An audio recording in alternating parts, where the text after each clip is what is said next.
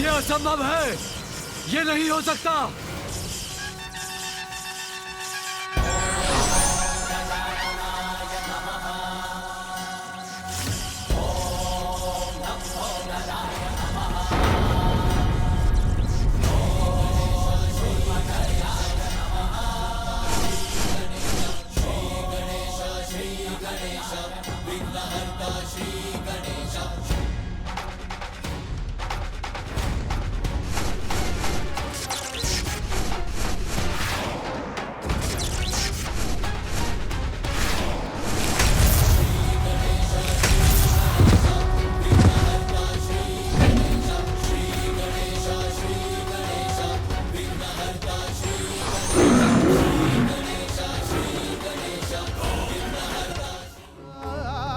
मेरा अंत मत कीजिए, मेरा अंत मत कीजिए, मुझे क्षमा कर दीजिए।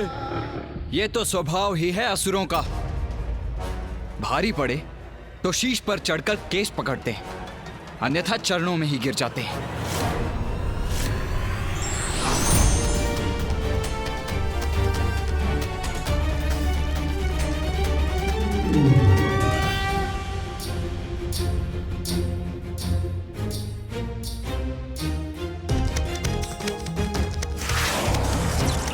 देवताओं द्वारा उत्सर्जित शक्ति अब भी कैलाश की ओर बढ़ रही है। उसे किसी प्रकार से नष्ट करना होगा हमें।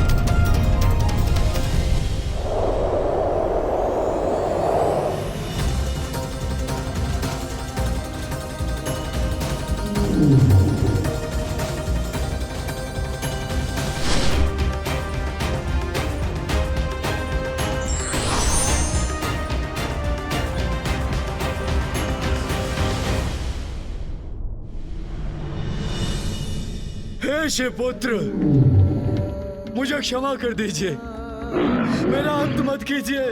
तुम्हारा अंत करने के एक नहीं कई कारण है दंभासुर, स्मरण करो।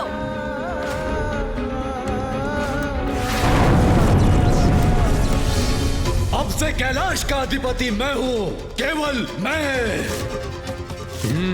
बिना मेरी अनुमति के कैलाश में कोई प्रवेश नहीं कर सकता। कैलाश असुरों का है। तुम्हारा अपराध अक्षम्य है दंभासुर। नहीं,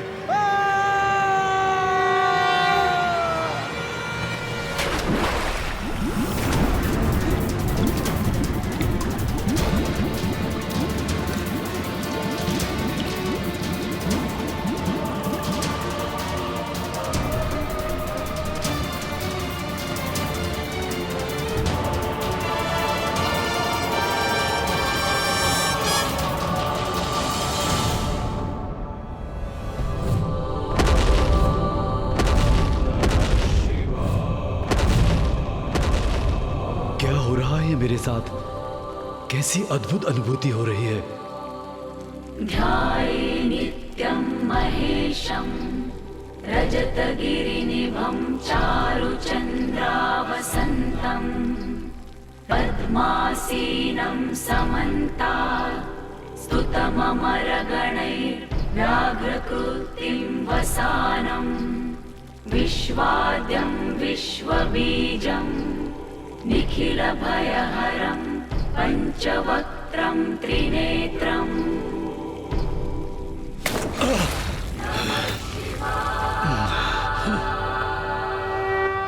मुझे क्षमा कर दीजिए प्रभु, मुझे क्षमा कर दीजिए। मुझसे बहुत बड़ी भूल हो गई है, मुझे क्षमा कर दीजिए। किंतु मेरा तो सर्वत्र नष्ट हो गया प्रभु। मेरे पुत्र जो मेरा अहंकार थे, आपने उनका भी वध कर दिया।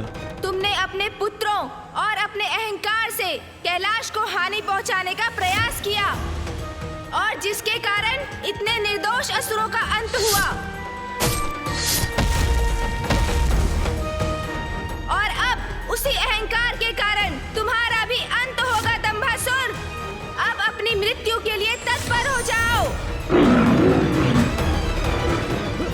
पुत्र गणेश, क्षमा कर दीजिए प्रभु, क्षमा कर दीजिए।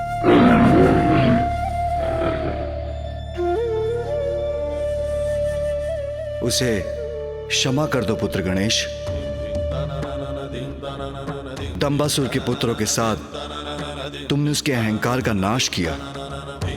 यदि तुम उसका वध कर दोगे तो इसे अपनी भूल का पश्चाताप करने का अवसर नहीं मिलेगा। उसे क्षमा कर दो पुत्र। हाँ प्रभु, मुझसे बहुत बड़ी भूल हो गई है, मुझे क्षमा कर दीजिए। प्रभु, आपने अपने वक्रतुंड रूप के दर्शन देकर मुझे कृतार्थ किया। मेरे सारे विकार हर लिए हैं आपने। मेरे सबसे बड़े पाप अहंकार से मुझे मुक्ति दी। अब एक कृपा और कर दीजिए प्रभु, मेरे सारे अपराधों को क्षमा कर मुझे सन्मार्ग पर चलने का अवसर दीजिए।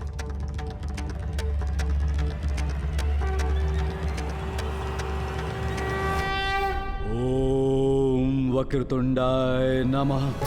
वक्रतुंडावताराश्च देहानं ब्रह्मधारका। ओम वक्रतुंडाय नमः।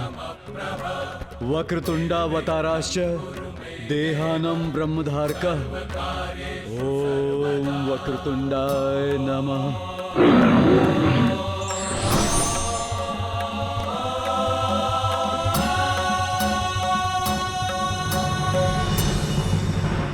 मेरा ये वक्रतुंड स्वरूप अहंकार को नष्ट करने के लिए है।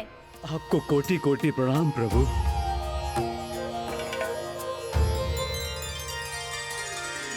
आज से मेरा ये वक्रतुंड स्वरूप अहंकार के दमन के प्रतीक के रूप में जाना जाएगा। अहंकार के दमन के प्रतीक के रूप में जाना जाएगा। अहंकार के दमन के प्रतीक के रूप में जाना जाएगा।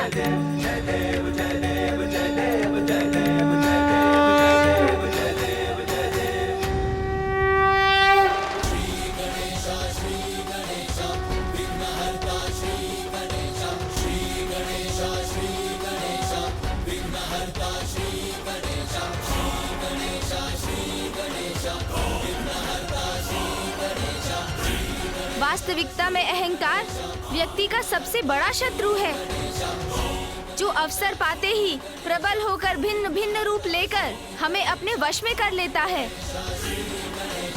किसी को धन का अहंकार है तो किसी को सौंदर्य का, विद्या का, वाहन का, शक्ति का, और किसी किसी को तो भक्ति का भी अहंकार हो जाता है।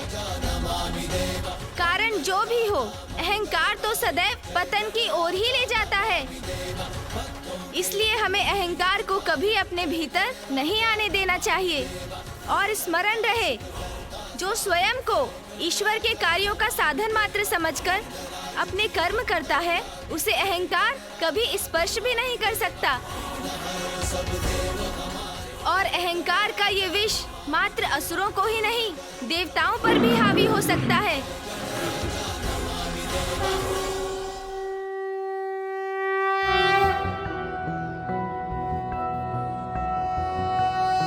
ओम वक्रतुंड महाकाय सूर्यकोटि समप्रभ निर्विघ्नं कुरु मे देव सर्वकार्येषु सर्वदा।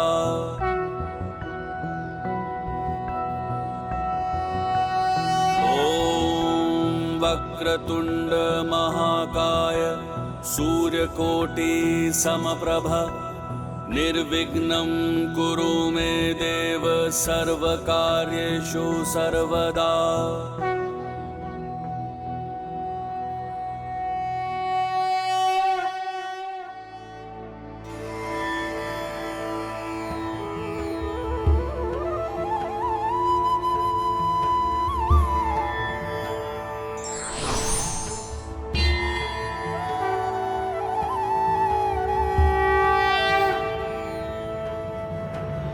माँ, पिताश्री, आपके आशीर्वाद और माँ महामाया के मार्गदर्शन के कारण ही मैं और भैया कैलाश को पुनः सुरक्षित करने में सफल हुए। हाँ पुत्र गणेश, पुत्र कार्तिकेय, मुझे तुम दोनों पर तनिक भी संदेह नहीं था, क्योंकि जो धर्म के सहायक बनकर सत्कर्म करते हैं अधर्म उनके मार्ग में बाधा अवश्य बन सकता है, किंतु उन्हें रोक नहीं सकता। महादेव, देवी पार्वती, अब हमें आज्ञा दीजिए।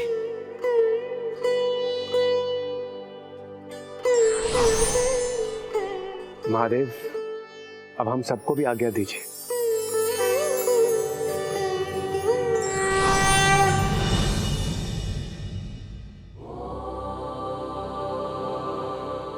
मेरा कैलाश, मेरा भवन, इतने समय से जिस सुख की मैं प्रतीक्षा कर रही थी वो मुझे आज प्राप्त होगा जब मैं यहाँ प्रवेश करूंगी। रुकिए माँ, रुकिए। अब गणेश क्यों रोक रहा है मुझे?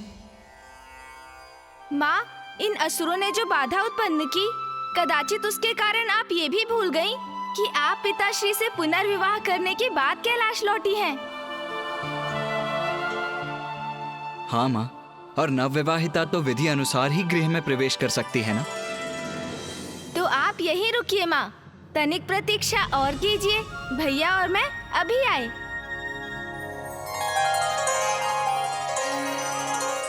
ये क्या हुआ स्वामी? कहाँ चले गए ये दोनों? तुम्हारे पुत्र हैं उमा, दोनों एक साथ गए हैं तो कुछ ना कुछ कोलाहल तो अवश्य होगा। माँ, पिताश्री, आप दोनों का स्वागत है।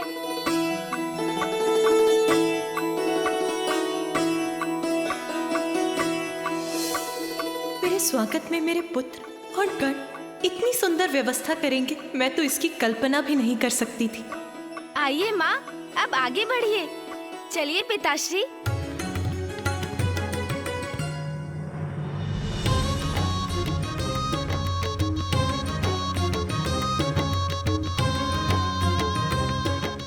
धनेदी, कालती तेदी, अब आप लोग महादेव और माता की आलती प्रालम तलिए।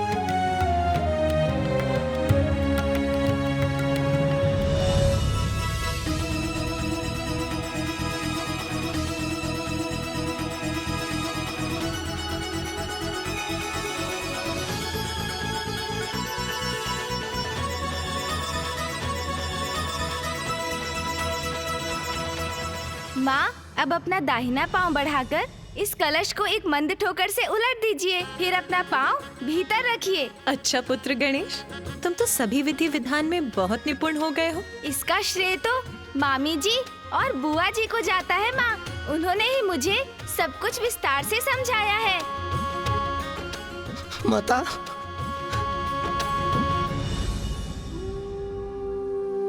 माता मुझे तमाम दल दीजिए माता। माता, मैं और अन्य दिन आते तो आते तब प्रबंध चल रहे थे, किंतु ये अतुल माता इंतजार तब अतुला लेते हैं माता। मुझे तमाम दल दीजिए माता। कोई बात नहीं तोतला जी, इसमें आपका कोई दोष नहीं है, किंतु आपने जो कुछ भी किया मैं तो उसी से बहुत प्रसन्न हूँ।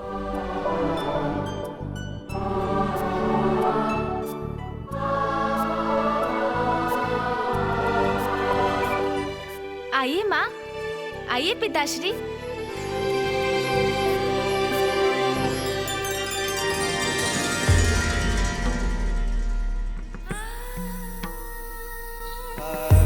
तुमसे रिक्त मेरे अपूर्ण जीवन को आज तुमने पुनः पूर्ण कर दिया उमा।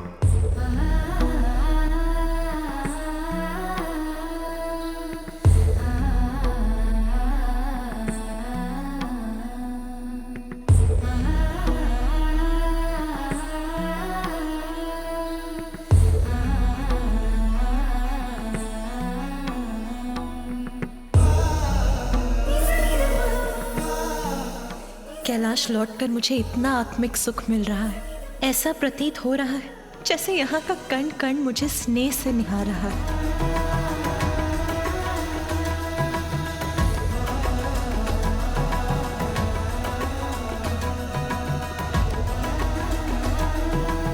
सर्वप्रथम मैं प्रभु की पूजा और अभिषेक करूंगी।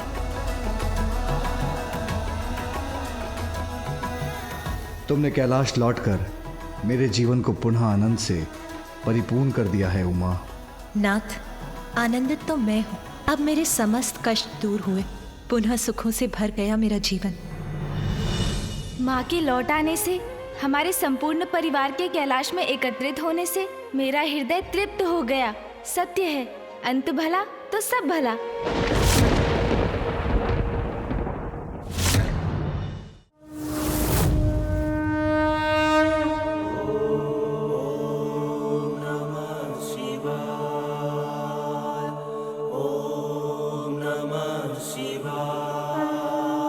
प्रभु, मेरी ये पुष्पांजलि स्वीकार कीजिए। माँ तो पूजा में लीन है। नहीं, ये उचित समय नहीं उन्हें मेरे प्रस्थान के बारे में बताने का।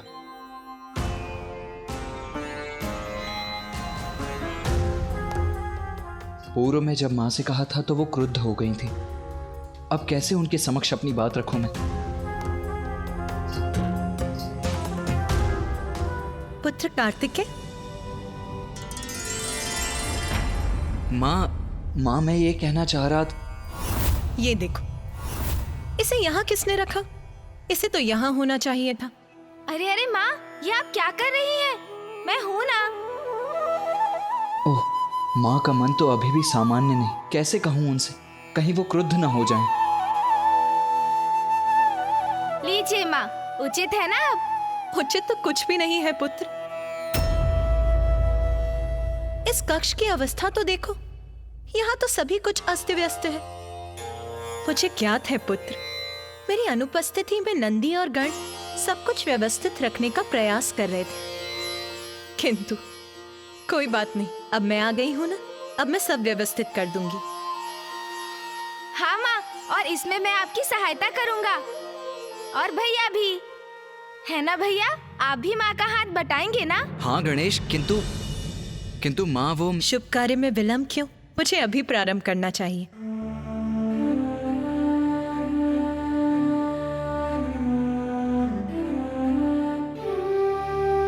अरे हाँ पुत्र, तुम कुछ कह रहे थे ना? कहा पुत्र। माँ, मुझे अब प्रस्थान करना होगा।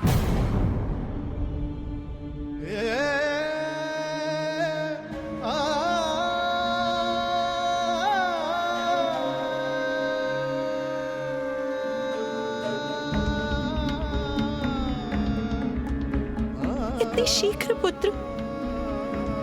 हाँ माँ, आपके और पिताजी के पुनर्विवाह, आपके कैलाश लौटने में समय तो जैसे गतिमान पक्षी की तरह उड़ गया।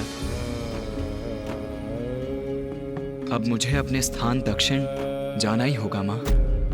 पुत्र मुझे क्या था, तुम्हारे महत्वपूर्ण कर्तव्य और दायित्व है पुत्र, किंतु पुत्र अभी तो मुझे तुम्हारे साथ समय बिताने का अवसर ही प्राप्त नहीं हो। बस कुछ और दिवस रुक जाओ पुत्र, कुछ और दिवस। हाँ भैया, मुझे भी आपके साथ क्रीड़ा करने का समय ही कहाँ मिला। कुछ दिवस और रुक जाइए ना। माँ, आपको तो ज्ञात है ना, पिताश्री नियमों का उल्लंघन कदापि स्वीकार नहीं करेंगे, और मुझे भी दक्षिण जाकर अपने कर्तव्य का पालन करना है माँ।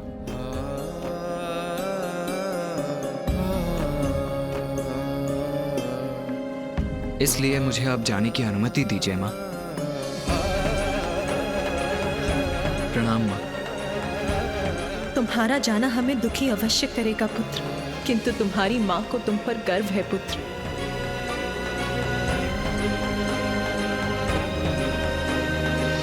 यदि ये अनिवार्य है तो मैं तुम्हें नहीं रोकूंगी पुत्र। जाओ पुत्र, सफलता सदा तुम्हारे साथ रहे पुत्र। धन्यवाद माँ।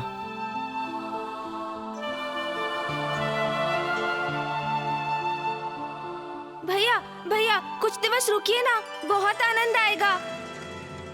अरे गणेश, विदा लेने का समय आ गया है अनुज। भैया रुक जाइए ना भैया, कृपया रुक जाइए भैया। माँ हूं मैं, इसीलिए तुम्हारे प्रस्थान का सुनकर हृदय व्याकुल हो उठा, किंतु तुम्हारी कर्तव्य निष्ठा पर गर्व है मुझे पुत्र। अपना, माँ और पिताश्री का ध्यान रखना। भैया पुत्र कार्तिकेय,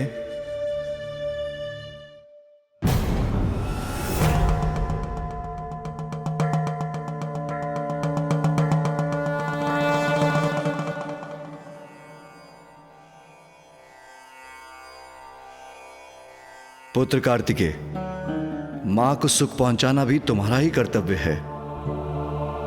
वो चाहती हैं तो कुछ और दिवस यहां रुक जाओ।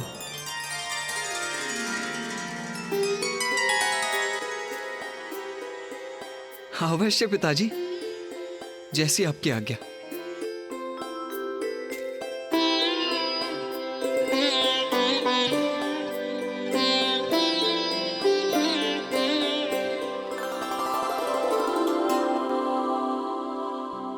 अब मेरा पूर्ण परिवार प्रसन्न है, कोई उलझन शेष नहीं, तो मैं निश्चित होकर ध्यान कर सकता हूं।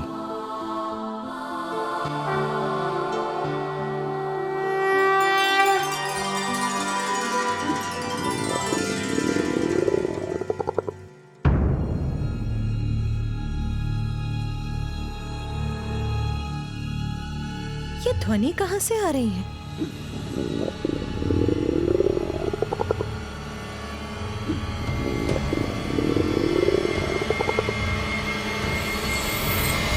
तो गणेश से आ रही है यह ध्वनि।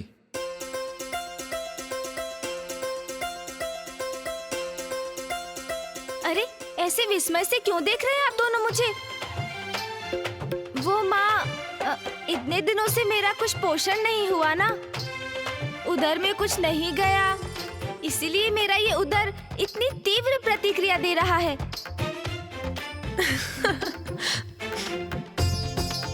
चिंता मत करो पुत्र, अब मैं आ गई हूँ ना, अब मैं तुम्हें तुम्हारे सभी प्रिय व्यंजन अपने हाथों से बनाकर खिलाऊंगी। माँ के हाथ से व्यंजन, उसकी तो कल्पना से ही मेरे मुख में पानी आ गया। उचित है माँ, उचित है, सर्वथा उचित है।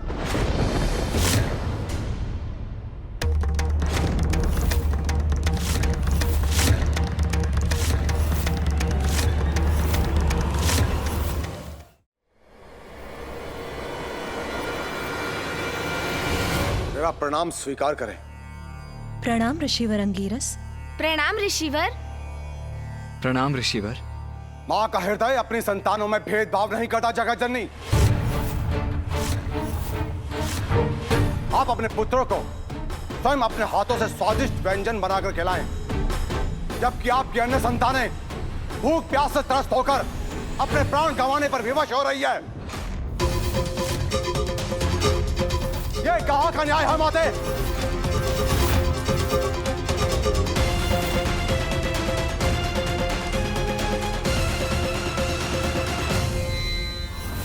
ऋषि अंगीरस, ये आप क्या कह रहे हैं? उचित ही तो कह रहा हूं माता।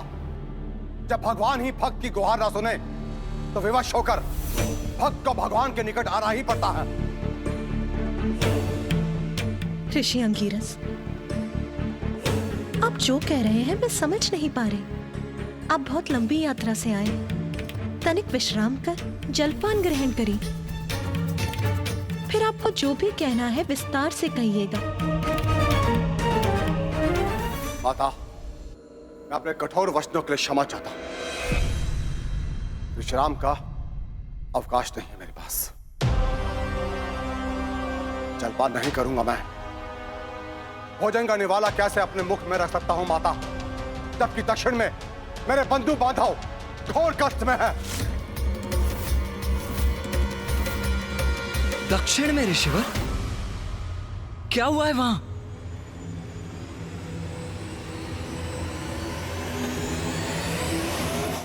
रक्षा कीजिए, रक्षा कीजिए, कोई हमारी रक्षा कीजिए। हम मृत्यु को प्राप्त। इतनी व्यथा, ऐसा रुदन, क्या कारण है इसका?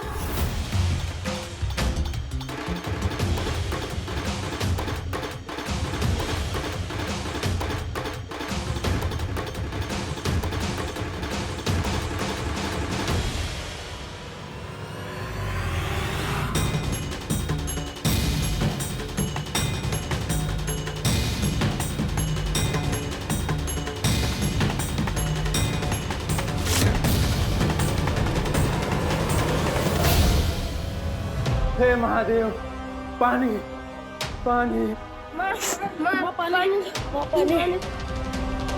अपनी संतानों का दुख देखा नहीं जाता। खाने के लिए एक अन्न का दाना भी नहीं है। प्रभु कुछ कीजिए प्रभु, बच्चे भूख से विलग रहे हैं, कुछ कीजिए प्रभु। पानी प्रभु, पानी।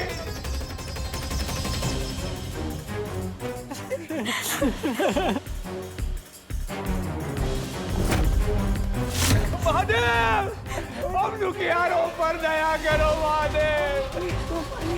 अब तो प्रथम पुत्र गणेश ही सबके विघ्न हरते हैं। हमारी पुकार सुन, हमारे जीवन का विघ्न हरेंगे। प्रभु, हमारे प्रभु।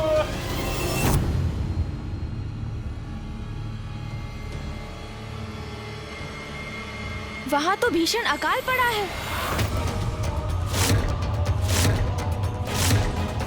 अकाल?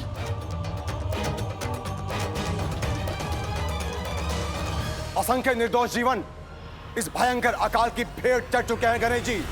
वो जो शेष रह गए हैं उन्हीं के लिए मैं यहाँ पर आया हूँ। महादेव ने माँ गंगा को अपनी जटाओं से मुक्त किया था।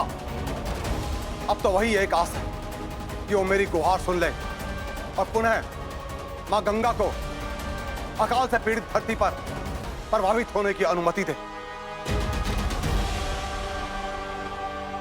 कदाचित ये उचित समाधान नहीं है ऋषिवर। माँ गंगा के प्रचंड वेग से तो और विनाश हो सकता है। गणेश, वर्षा करवाने का दायित्व तो देवराज इंद्र का है ना? तो तुम उन्हें बुलाकर क्यों नहीं पूछ लेते कि वो वहां वर्षा क्यों नहीं करवा रहे हैं? हाँ पुत्र गणेश, यही उचित रहेगा। ऋषिवर, आप निश्चिंत रहिए। मैं इस समस्या का समाधान शीघ्र ढूंढूंगा। और जो जीवन अकाल से त्रस्त हैं, वो जब तक भोजन नहीं पाते तब तक मैं भी भोजन का एक निवाला भी ग्रहण नहीं करूंगा। ये मेरा प्रण है, ये मेरा प्रण है, ये मेरा प्रण है।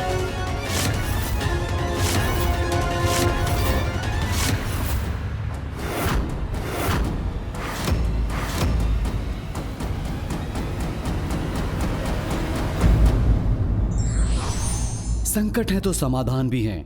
बस आवश्यकता है धैर्य, साहस और सूझबूझ की।